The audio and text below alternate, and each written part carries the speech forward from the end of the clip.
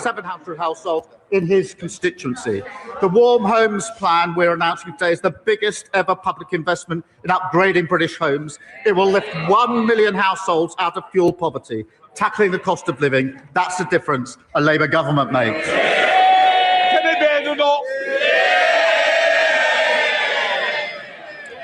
Mr. Speaker, can I welcome the Prime Minister following our lead on children accessing social media? In particular, can I thank the Shadow Education Secretary, 61 Labour MPs and the Greater Manchester Mayor for forcing him to think again. Mr. Speaker, the Prime Minister and I agree. The future of Greenland should only be decided by the people of Greenland. When the Prime Minister made this point to President Trump on Monday, did the President agree or disagree? Prime Minister. Well, I think what you're going to hear now throughout this exchange is very telling. I mean, you've got everything going on at Davos at the moment. You've got Trump's opinion of what's going on and what happens in this place. You've got to realise that this is the Uni-Party. What goes on in there is, you know, exactly as it sounds. Now, have a listen and let's go through and see what we can pick out of this. Mr. Speaker, engaging constructively on international security matters hugely, particularly when it comes to security in the Arctic, and that's the context in which this discussion is going on in relation to Greenland. As we engage constructively, I have made my position clear on our principles and values. The first of those is that the future of Greenland is for the people of Greenland and the Kingdom of Denmark alone. No. The people of Greenland have more or less decided what they'd wish to see. It's called a right to self-determination. But let's carry on, shall we, and see what else he has to say. The second is that threats of tariffs to pressurise allies are completely wrong. Mr. Speaker, we will continue. Why do you think Trump is using tariffs? To engage constructively. I've had many international calls in recent days, and the Prime Minister of Denmark is coming to the United Kingdom tomorrow for bilateral talks. But I do want to be clear with the House. I will not yield, Britain will not yield on our principles and values about the future of Greenland under threats of tariffs. And that is my clear position. I think you will not yield. I mean, you've done enough U-turns already, haven't you, Mr. Starmer? But, you know, you've got this special relationship supposedly between us and the United States, and you can see all that getting thrown out the window. And I've said again, constitutionally, we have far more in common with America than we do Europe. And you can see where this guy's priorities are heading. It isn't America. Give you an example. Have any of you got one of these globes, you know, one of these old-fashioned world globes that you have in your house, right? Look at Greenland right on the very top of it. And then have a look at where all the other countries sit around Greenland. And you start to get an impression, or start to get a really good idea of how important that lump of land is to everybody. Mr. Speaker, I'm very glad to hear the Prime Minister say that. We all know that the people of Greenland do not want to be ruled by America. But does he agree that just as those in Greenland should decide their own future, so should the Chagosians? Well, that's a very valid point. Because if you look at the deal to do with the Chagos Islands, they got unceremoniously kicked out of there in the 1960s when this military base was built, never to return home. And if it's given away in any way, shape or form, they got trouble. They got real trouble. Let's see how he answers this one. Mr. Speaker, I've made out my position on Greenland absolutely clear on Monday and a moment ago. President Trump deployed words on Chagos yesterday that were different to his previous words of welcome and support when I met him in the White House. He deployed those words yesterday for the express purpose of putting pressure on me and Britain in relation to my values and principles on the future of Greenland. Mr. Speaker, he wants me to yield on my position, and I'm not going to do so.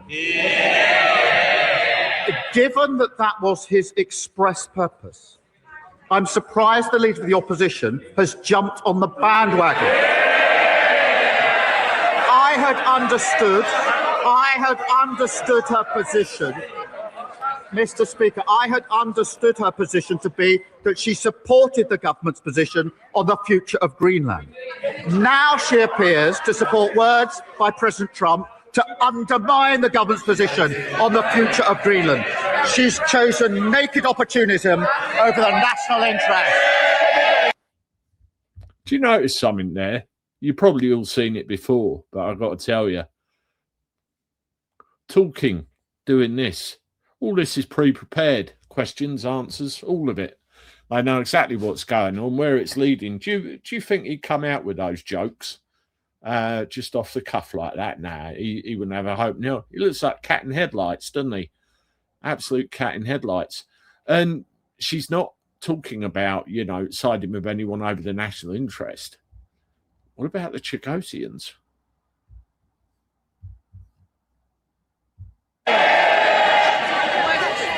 Mr. Speaker, we'll note that when I asked him what the president told him, he couldn't tell us. Now he expects us to believe he knows what's going on in President Trump's mind. Let me remind him. His deputy prime minister, then foreign secretary, used to say that if President Trump didn't like the deal, it wouldn't go ahead. And let's look at what President Trump actually said. The Chagos deal is an act of great stupidity and a sign of total weakness. We didn't need President Trump to tell us that. We've been saying this for 12 months. And let's remind the Prime Minister, President Trump thought that we were doing this, that the Prime Minister is doing this for money. The Prime Minister is giving away territory we own and paying £35 billion for the privilege. Why doesn't he just scrap this terrible deal and put the money into our armed forces? Well, there's a lot of points there, isn't there? I mean, you know, paying money for something that we already had in the first place is one thing. And that comment about Trump, did he know or did he have all the information available to him? Because at the end of the day, they act on the behest of the information given to them by their advisors. And if the information was duff, maybe, I'm not saying it was, but if it was, could that have, you know, contributed to this? Who knows? The words from President Trump were expressly intended to put pressure on me to yield on my principles. What he said about Chagos was literally in the same sentence as what he said about Greenland. That was his purpose. It looks like it's working. And the future of Greenland is a binary issue that is splitting the world at the moment with material consequences. I've been clear and consistent in my position on the future of Greenland. The future is for Greenland and the Kingdom of Denmark alone. The Leader of the Opposition has taken 3 positions in 10 days. 10 days ago, she said Greenland was, in her words, a second-order issue. 4 days ago, she said she supported our position on Greenland. Now she's backing arguments intended to undermine our position, Britain's position on Greenland. Oh, David Lammy likes sitting there pointing, doesn't he? Does he do anything else? This is an important national moment, and yet again, the Leader of the Opposition has shown she is incapable of rising to it. I've already... Again, before she goes on, I have to repeat what I said earlier, and it's very important because the world is just massive, isn't it? And you need to know what's going on. But literally, you take a globe, one of the old-fashioned globes, and you look down on it. Greenland. And then you look at everything else, where it is, you start to get an idea of what's really going on.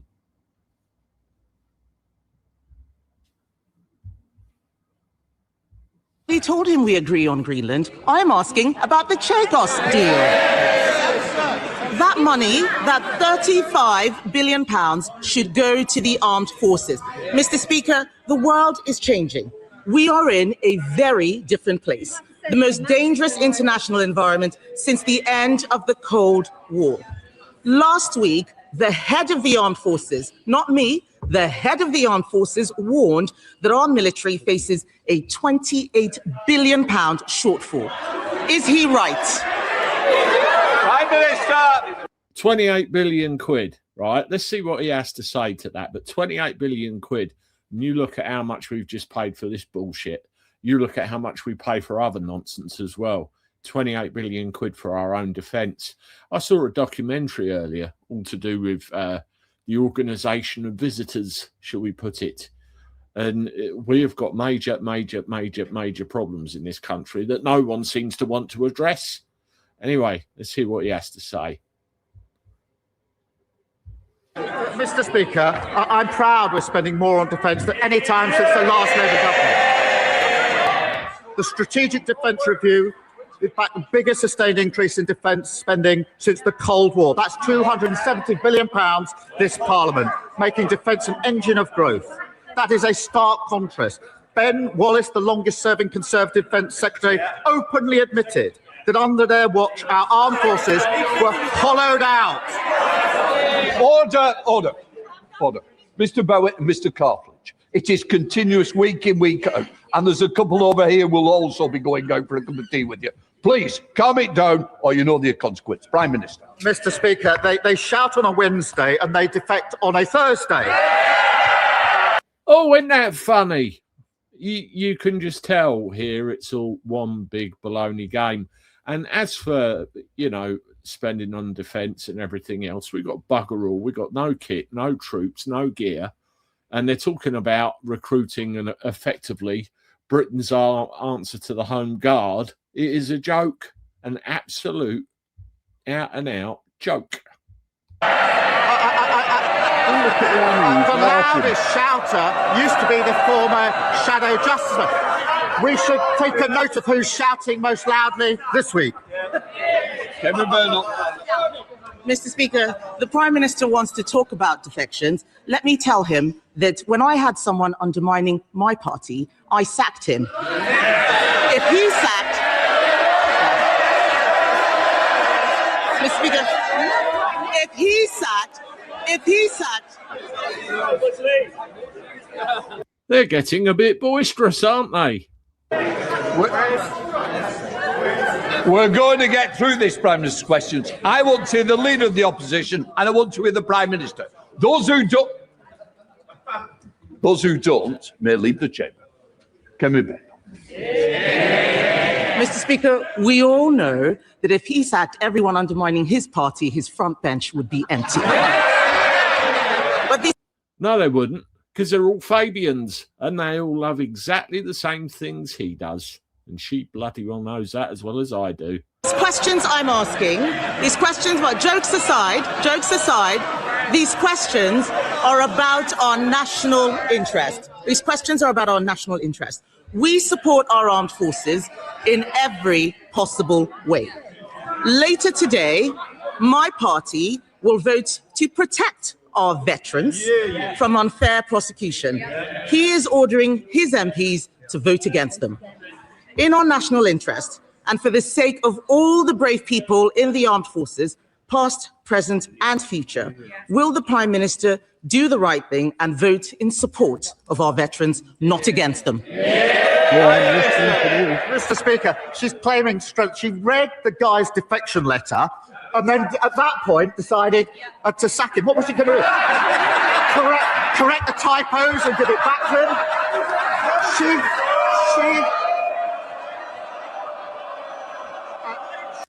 What you've got to imagine here and what you've got to appreciate is this is your government. These are the people that you voted in to represent you. Look at what's happening. Is it worth it? I wouldn't say.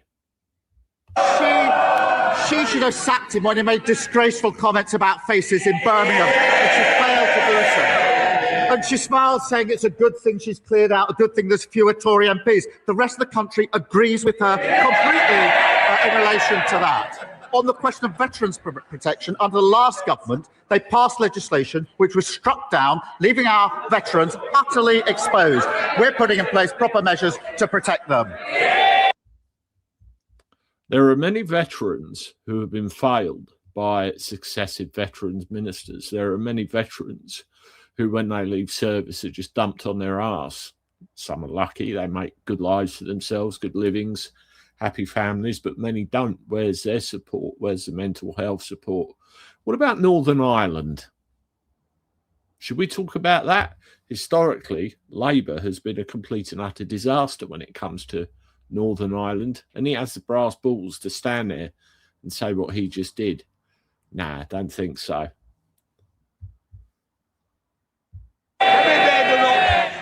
Mr. Speaker, the Prime Minister wants to talk about leadership. Three of his own cabinet ministers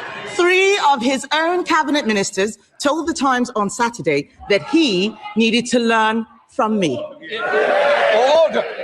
I'll tell you now, I'm having no more. Do we understand each other? Porn addiction turns high IQ men into silent underachievers. They're highly intelligent, always told they had so much potential. Thank you. Kemi then, no. Thank you, Mr. Speaker. But back to the national interest. Instead of acting in it, Mr. Speaker, the Prime Minister just tries to get through the day. On the Chinese spy hub embassy, he's too weak. On The China spy hub industry, I don't know if you saw my video on that yesterday. That embassy has been approved. That has all gone through. It's happening. So, yes, very weak. And you can see my previous videos on that, including the security of our data and information. He's too weak. On funding for the armed forces, he's too weak. On protecting our veterans from prosecution, he's too weak. Yes. Mr. Speaker, I will support the Prime Minister when he does the right thing. But time after time, this Prime Minister has done the wrong thing for our country. Isn't the truth that he is too weak to stand up for our national interests? I'll tell you what, neither of these two are a bit of me. It's all the same pantomime, but it's very good analysing this charade so we know exactly what's going on and we can talk about it and pull it apart and really put a little bit of truth into it and try and ignore all the bullshit that goes on around it. Mr. Speaker, I've spent the week working with our NATO allies to protect our national security and ensure we're having unity in NATO. That's a matter of national importance. She's utterly failed to rise to the occasion and show the solidarity she could have shown in this House. She spent the week trying to hold together what's left of the Tory party. And she says I should learn from her. She has no judgment. Only a week ago, she was saying in relation to Greenland, she shrugged and said, it's some second-order issue. Terrible judgment. Then she flip-flopped with 3 different positions in 10 days on Greenland. She said Liz Truss's mini-budget was 100% right. She said last week she was... Liz Truss's budget never had the chance to be what it could be. That flew in the face of everybody within the establishment, and they wanted her gone. And guess what happened? In short order, she was. Anyway, let's have a look. 100% confident there'll be no more defections just before the latest defection. I'm beginning to think her judgment isn't 100% reliable. Thank you, Mr. Speaker. NHS waiting lists in Birmingham are down by almost a quarter under Labour and... Yeah, we'll give that one a miss, I think, because none of the questions that are asked ever get a decent answer, do they? And it's really just that exchange between the two that I wanted to have a look at. Anyway, let me know what you think in the comments. As always, subscribe to the channel, hit the like button, share my stuff. I'll talk to you soon. Toodaloo.